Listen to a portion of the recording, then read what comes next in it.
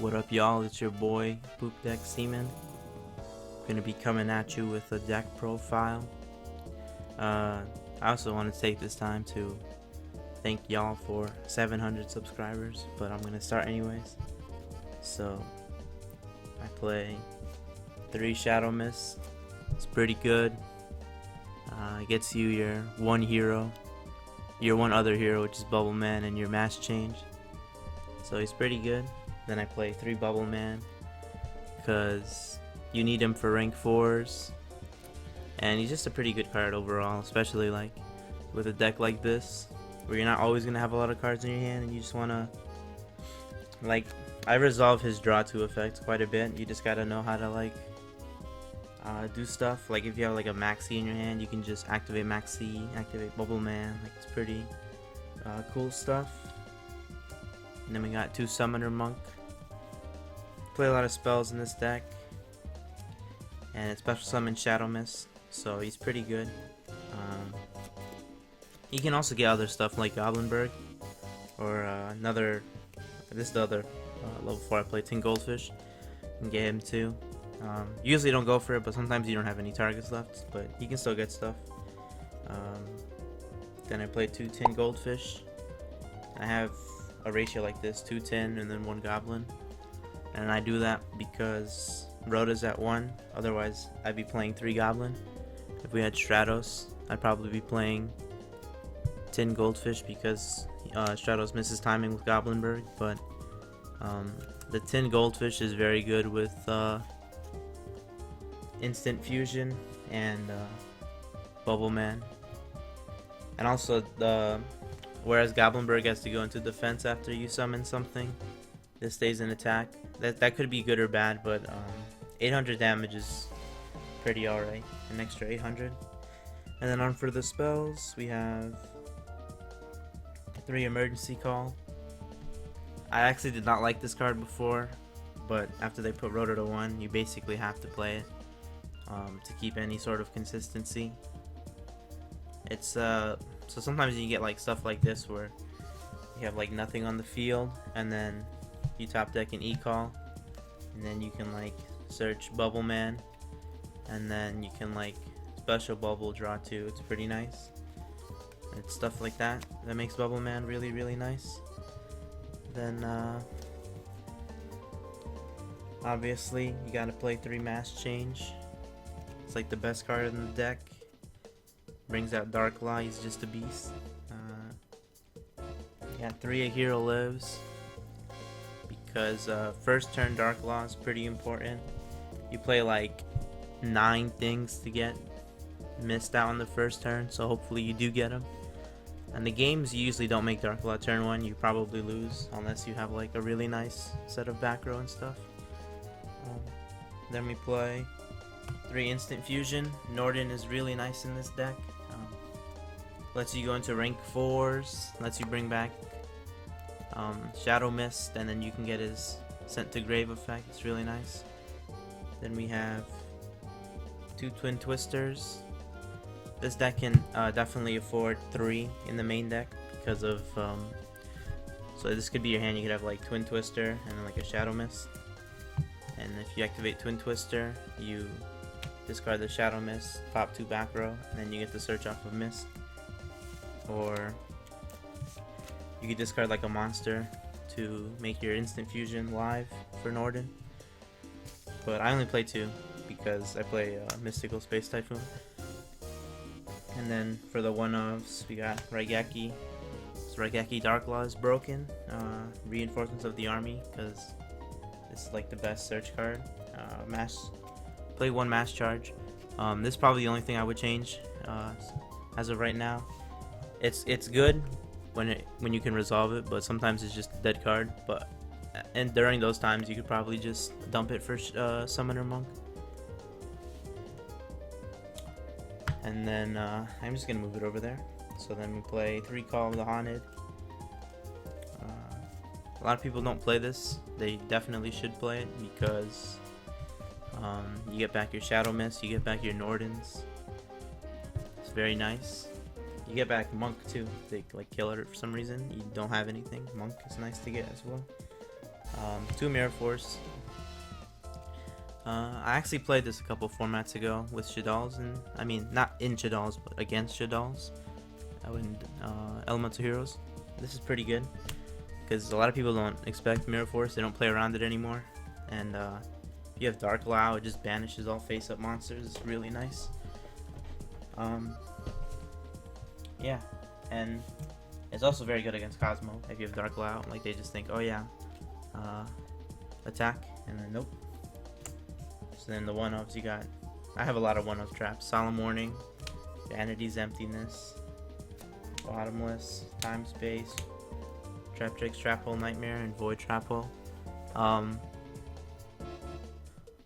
these are pretty good. The only one I would cut is probably this, Void Trap Hole, but I like it in the main deck. You can just side it out if you don't like it. I don't really have like anything to add to the main deck, so these traps are obviously for Rafelsia. Vanities is good. Solemn is good.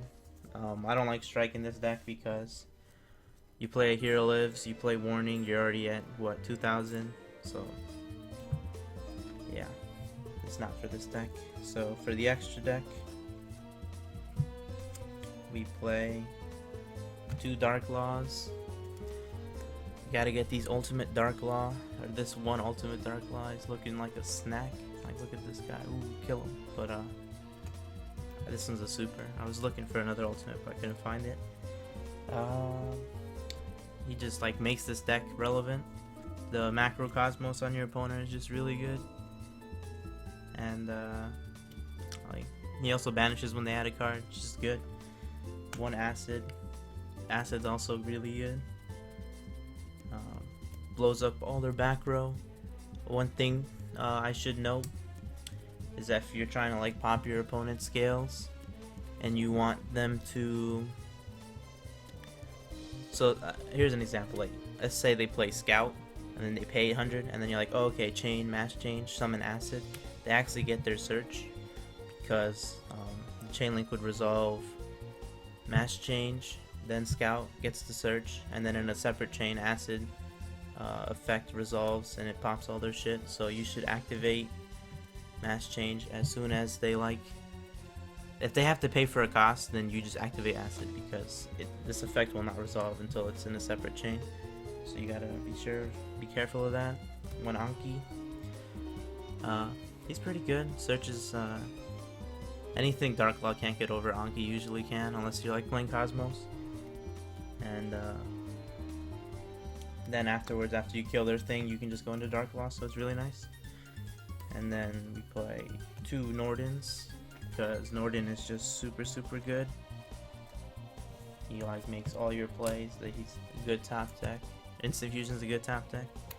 Then for the XCs, we play number 37.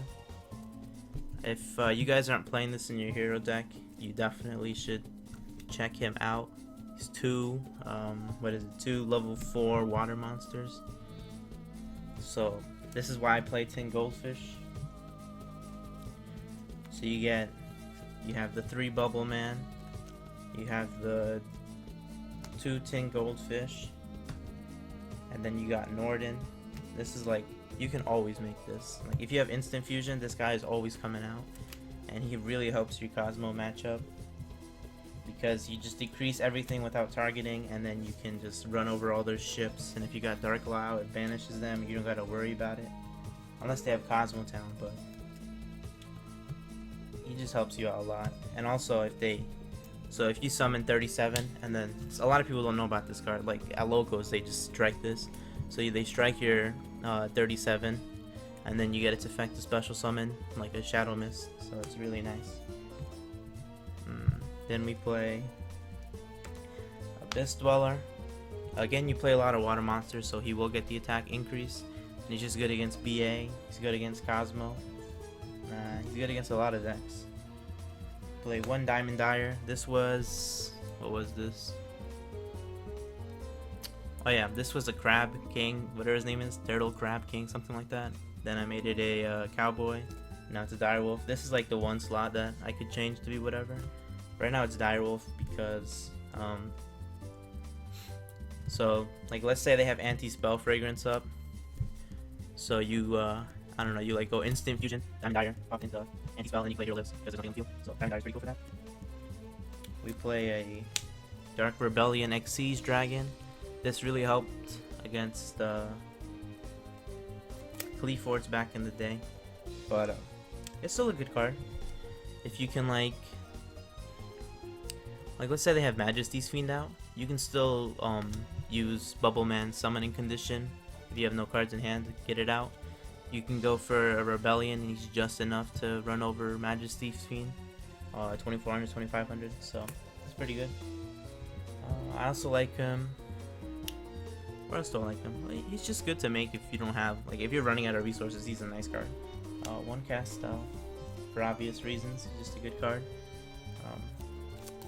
I wish this Wing Beast, I wish more amount of heroes were Wing Beast, I could run Icarus attack, but nah, not really, I'm just joking. One Gaga Samurai. A lot of people tell me to run Blade Armor Ninja over this guy, but the thing is that you need 2 warriors for that, and realistically, like, how many warriors am I running? 3 Shadow Mist, 3 Bubble Man, and then the 1 Goblin Berg. And it's just not always gonna, like, if I have instant fusion, I can't make this guy with Norden. I mean, I can't make Blade Armor Ninja with Norden because you need 2 warriors. So this guy's just better. Also, this guy has another effect. His second effect is a lot of text. He's got 2 effects, boys. So you gotta feel like this. Got these 2 fuckers out. So they go to, oh, okay, I'm just gonna kill Darklaw. You activate Gaga Samurai's effect. It goes to defense, and this is the new target. So a lot of people don't know about that because they don't read, but that is his effect. And then we play Rafelsia for all the trap holes. So like an easy field to get. Like this is easy and free. Like this is a great offer. You guys gotta check this out. You get a hand like this. Like you got this in your hand, you're good, you're living. You go like this is free. Like you go Tin Goldfish or even Goblinberg, Special Monk, Pitch for Monk's effect, get Shadow Mist, overlay these 2 fuckers, send out Rafelsia. Like you got a Darkla and Rafelsia, it's GG. They might as well scoop it up. They don't have jack against that. Like literally the only answer to that is Raigeki. If they don't got it, they're done. And then finally we have Utopia. This guy sucks, but Utopia the Lightning, ooh mama, this guy's a beast. He's really nice against Cosmo. He's really nice against basically every deck because 5,000 attack is no small feat. So yeah, that's the extra deck. Finally for the side. That's a long video, but I'm just explaining stuff for those who think that heroes suck. They do suck, but they're not that bad. Play 3 Imperial Iron Wall for Cosmos. It's pretty good. Pretty good. Like you may want their ships to get banished, but usually if they can't, like, you want to draw this at first turn before any ships even come out. Like if you have this first turn, you're set. Like they can't do it unless they like top deck the removal. 3 Mask of Restrict. Same thing with Imperial Iron Wall. You want to draw it first turn, so you play 3 of it. And this is just a blow against Monarchs. Like if they don't have the removal, they're done. This is something personally that I play, and you may disagree, but you play 3 Swords of Concealing Light. The reason I run this is because it does not target, and it's very nice against Cosmos and Monarchs. So you get something like Cosmo, where their ships are like 3,000 attack and you can't target them. Okay, just turn that faggot face down. And they're like, what the heck? Or you got like Monarchs, where they just have like a 3,000 attack monster, or not 3,000, but you have like a 2,800 attack monster, and then you can't special summon. Like, okay, turn that guy face down. It's very nice against those decks. Yeah. And then you might be thinking like, oh, why don't you just play like Darkhold or whatever? Like, if they have March of the Monarchs out, like you can't do anything. And if they, but you can still swords it. And if against Cosmo, like you don't have to kill the ship. Like, just leave it face down for a little bit. Like, they're not gonna destroy Swords of Concealing Light with anything. And then finally we play. Well, there's still some other stuff, but this is the last three. 3 Max C. This is very nice against BA. You can side against Pepe too. I would not put this in for Cosmos or Monarchs, but it's really good against BA because they're either going to let you plus forever or just going to stop their plays.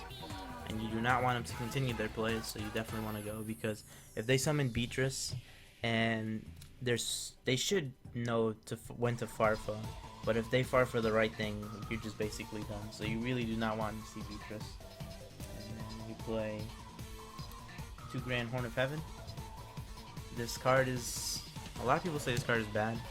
It's really good in Heroes because if you have this set when you have a Dark Lao, not only do you negate their summon, you also get to banish a card out of their hand because they draw. So it's really nice. And then finally I play the last Twin Twister. And that should be for obvious reason, just for Pepe and other stuff. But yeah, that's the deck. What's this video? 17 minutes long, not bad. So hopefully you guys learned something about Heroes. They're pretty okay. And I just wanted to thank you guys for 700 subscribers. I think I've been uploading videos for quite some time, but not Yu-Gi-Oh related stuff. But yeah, this is quite a feat for me. Also, a reminder to follow me on twitch.tv/PDS_. I stream Yu-Gi-Oh for quite a bit. Like yesterday I streamed for like 6 hours. And I'm kind of sad that DN is down, but you know, I guess DevPro is alright. I use DevPro for a lot of my videos, but those are usually just combo things. But yeah, thanks for watching, guys. Remember to bop that subscribe and like button.